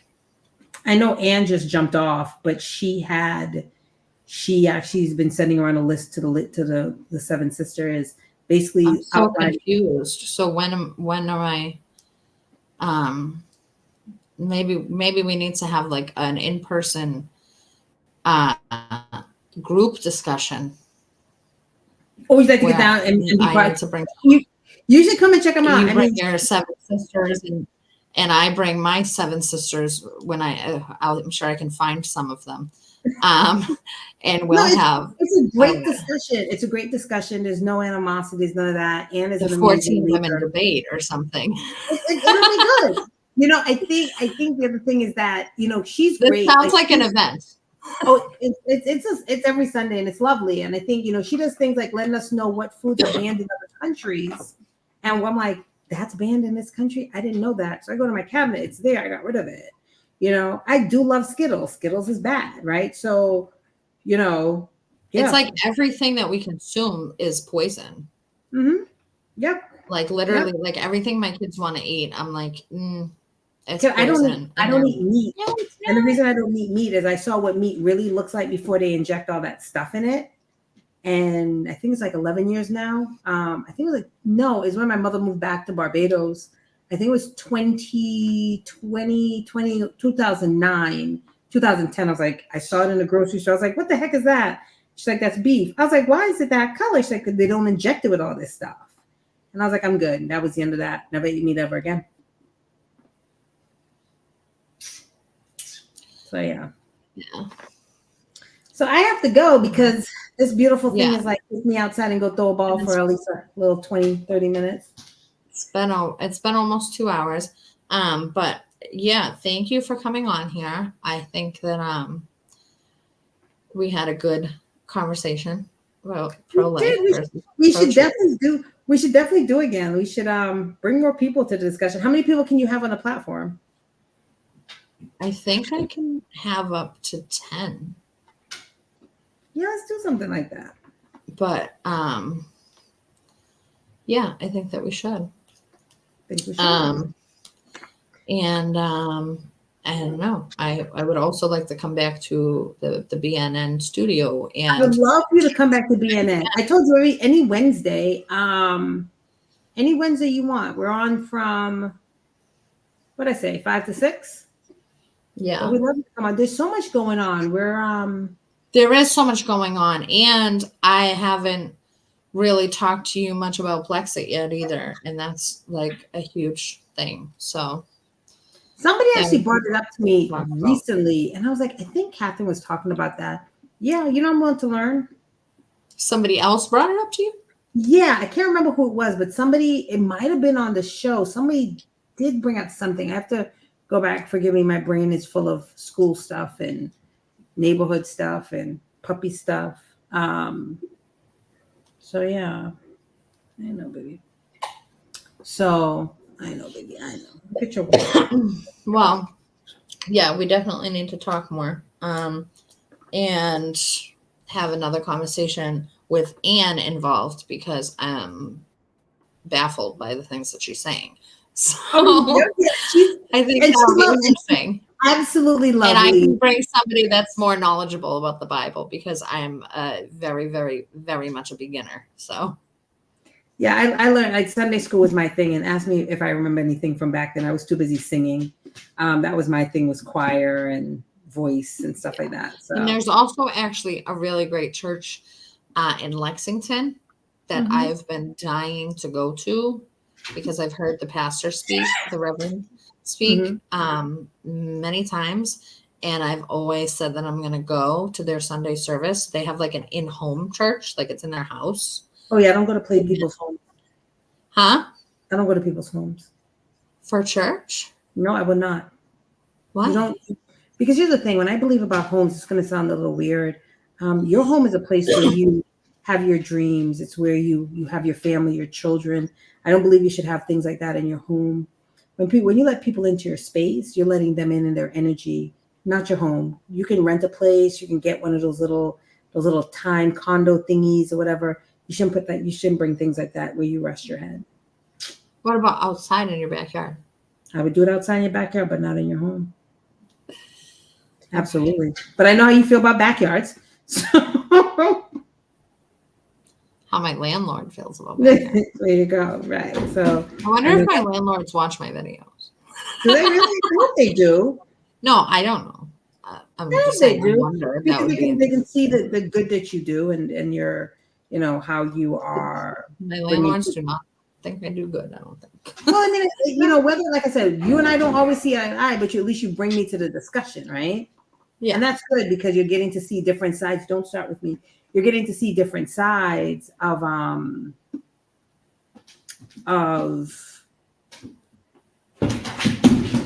you're getting to see different sides of how people feel, what they think, what their stances are, where they are in their life and what their views are. So that's a good platform that you're creating. I know, sweetie. So look at this. Look at her nose. You want to go outside? So yeah, we have one more thing to do tonight before it's time for bed.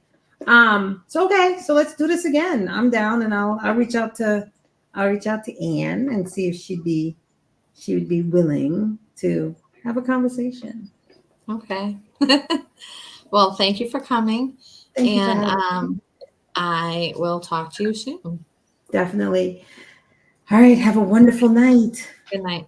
All right.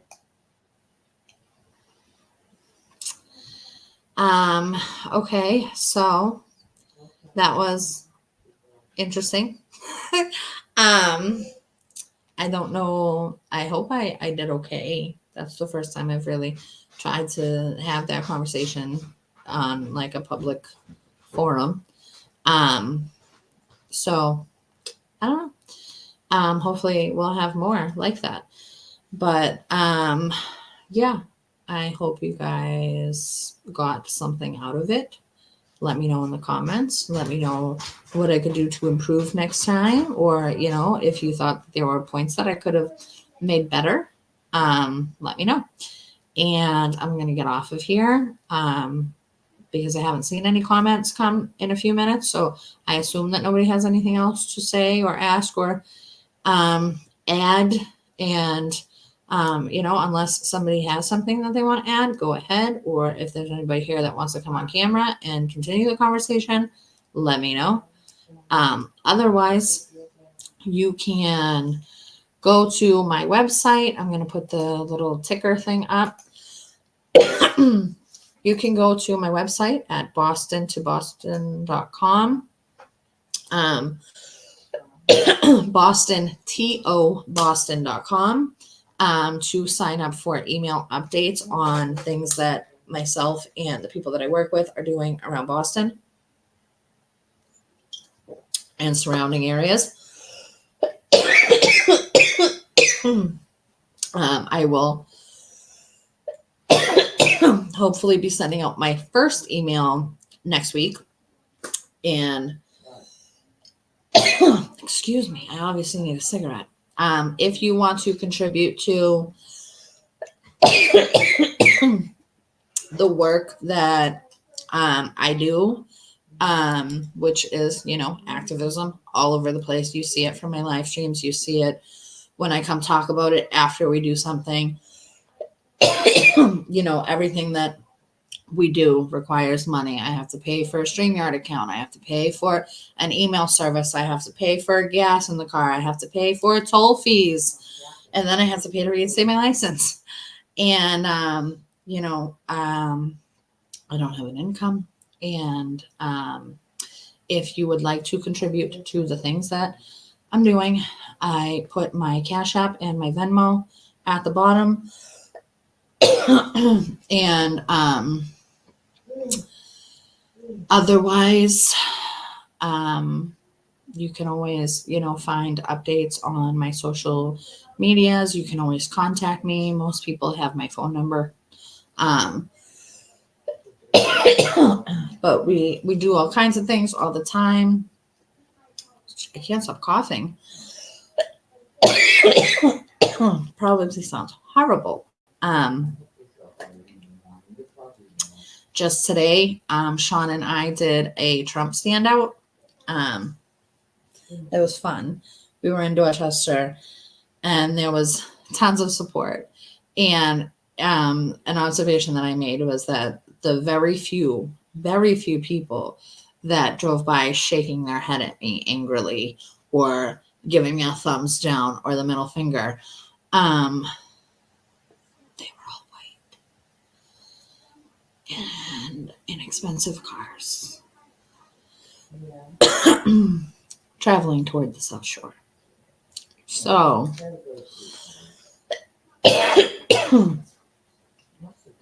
tons of support from working people driving home from work tonight while we were out there with our Trump signs. And it was our first Trump standout in Boston that we've ever done, I think, actually. So it was fun. It was interesting. I'd like to do a lot more of them leading up to the elections in November. And if you're looking to join, let me know, and I'll let you know where we'll be. A lot of the times we make spontaneous decisions, me and Sean, to go somewhere at the last minute. But we had fun tonight, and we plan on doing it again. And there's also a Trump standout in Southie this weekend with the Boston for Trump, the official Boston for Trump campaign. Sunday 1 to 3 on West Broadway over by the police station. And then there will be other Trump standouts and Trump events. I think Rhode Island is having a Trump train this weekend, maybe Trump something in Rhode Island this weekend. My car's not running great, so I won't make it there. But if you're near Rhode Island, join them. They just launched their official Rhode Island for Trump campaign last night. That was exciting to see and to make the connection. And then we have other things going on too. We're planning some events for our Blexit, Massachusetts chapter. That's really exciting. So if there's anybody who wants to get involved with Blexit, if you've never heard of Blexit, it is the largest conservative minority group in America, and it is geared at